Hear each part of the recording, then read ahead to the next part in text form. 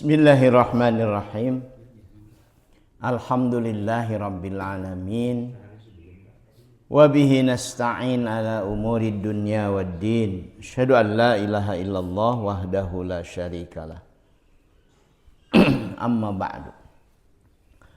Jamaah subuh yang Allah muliakan, alhamdulillah kita kembali bersyukur pada Allah Subhanahu wa taala.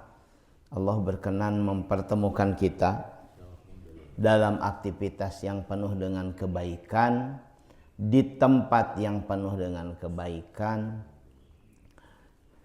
setelah melaksanakan aktivitas juga yang penuh dengan kebaikan.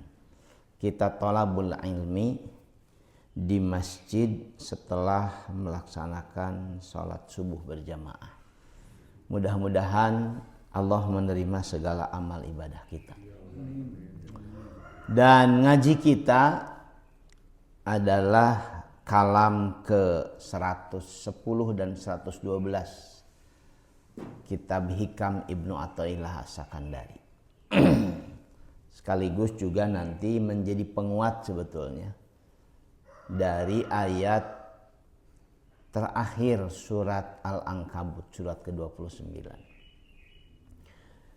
Jemaah subuh yang Allah muliakan, dalam kalam ke-110 ini Ibnu Athaillah As-Sakandari memberikan penjelasan setelah sekian lama kita berikhtiar untuk makin mengenal Allah Subhanahu wa taala.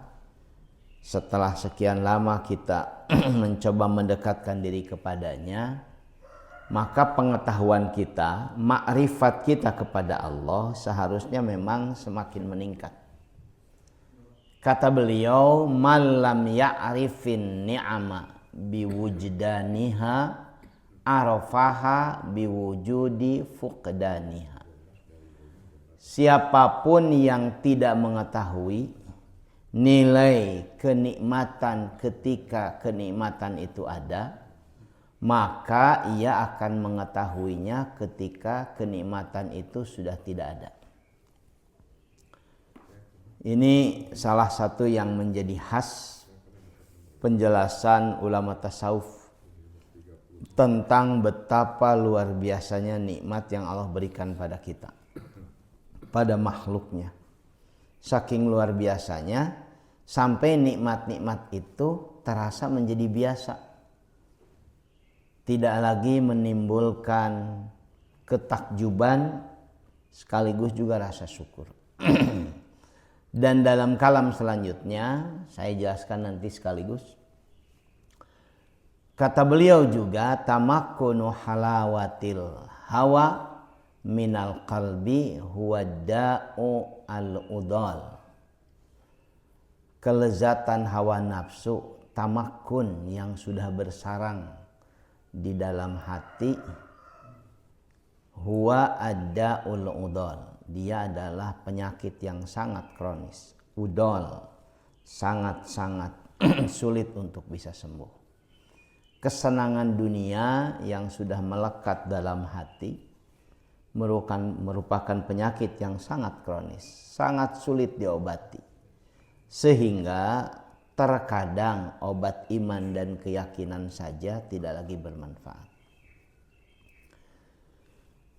Jadi yang pertama, Imam Athaillah menyebutkan tentang nilai kenikmatan yang seringkali tidak terasa, tidak diketahui ketika nikmat itu melekat pada seseorang, pada kita. Diketahuinya justru setelah nikmat itu makin lama makin berkurang dan makin lama makin hilang. Karena itu salah satu yang harus selalu dilakukan supaya nikmat yang Allah berikan itu tidak hanya bertahan tapi makin bertambah adalah obati dengan bersyukur.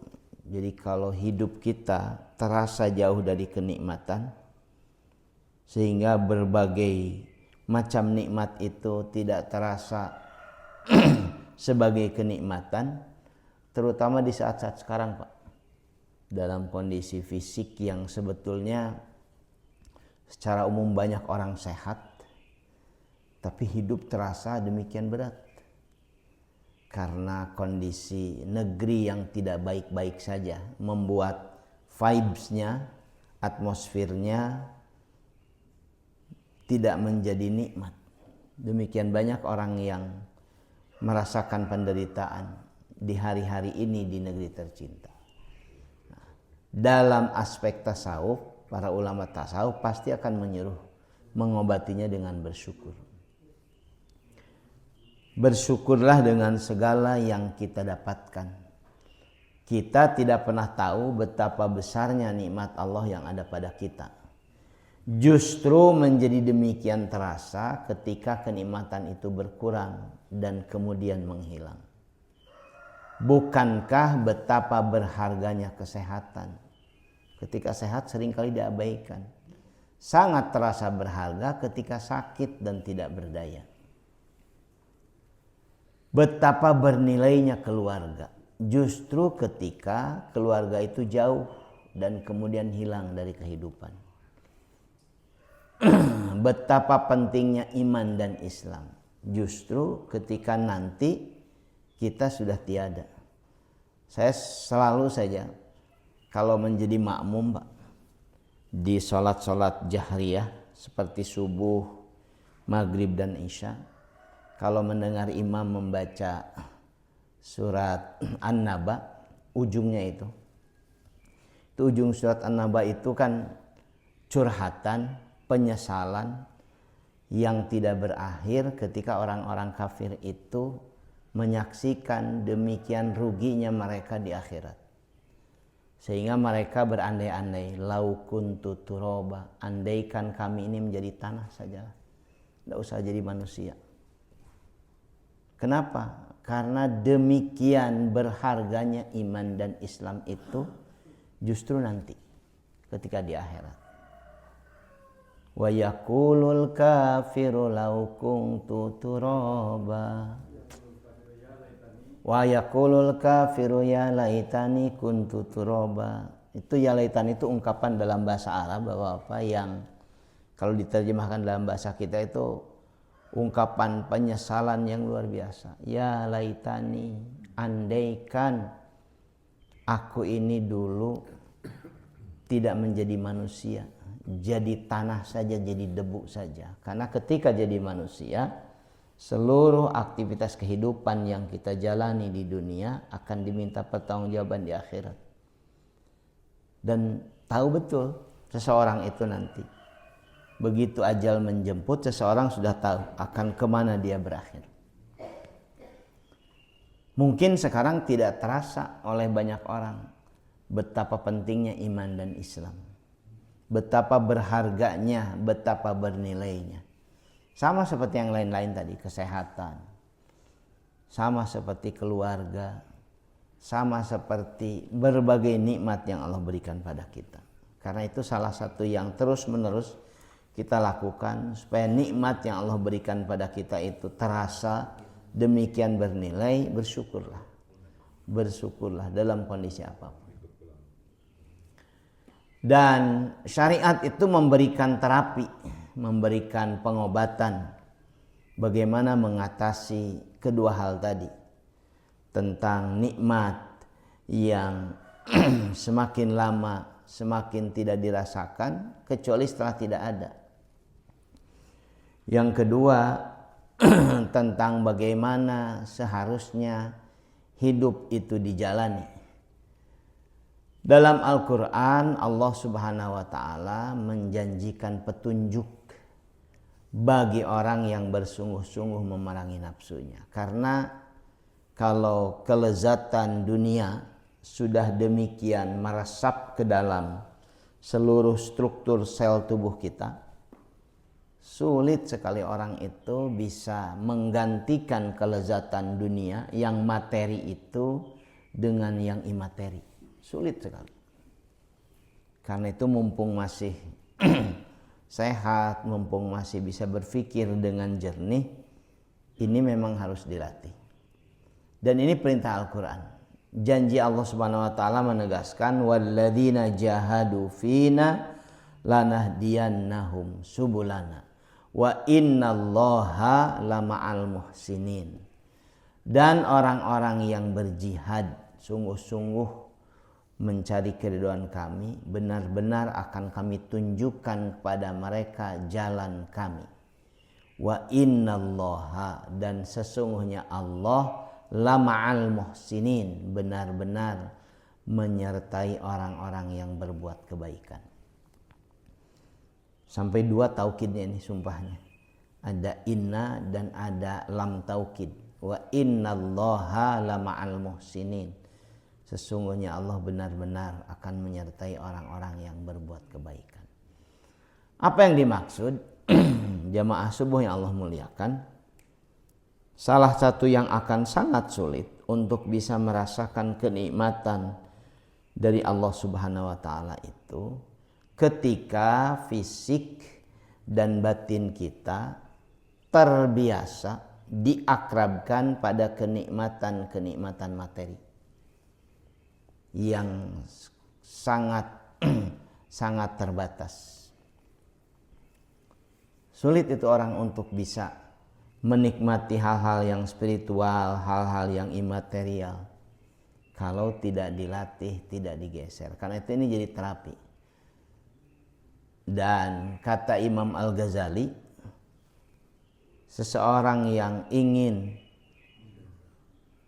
bisa mengendalikan dirinya, mengendalikan nafsunya, dia harus melakukan riyadhah, exercise, latihan batiniah.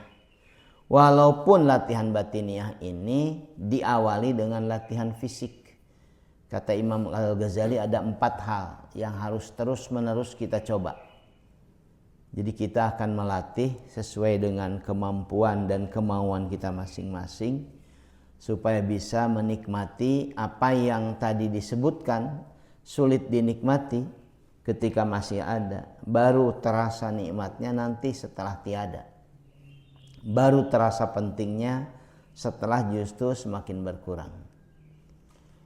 Yang pertama kata Al-Ghazali, qilatut ta'am, kurangi makan. Yang dimaksud adalah berpuasa. Puasa itu bapak-bapak punya nilai yang sangat tinggi ketika kita punya kemampuan untuk menghadirkan semua yang kita inginkan. Makanan yang kita inginkan hadir di hadapan kita. Bisa kita beli, bisa kita miliki. Justru kemudian kita kurangi. Tidak kita beli, sengaja tidak kita hadirkan. Walaupun bisa kita lakukan. Sebagai upaya mempersempit jalannya setan dan meredam syahwat. Syahwatul batni dan syahwatul farji. Ini terapi dari aspek syariat.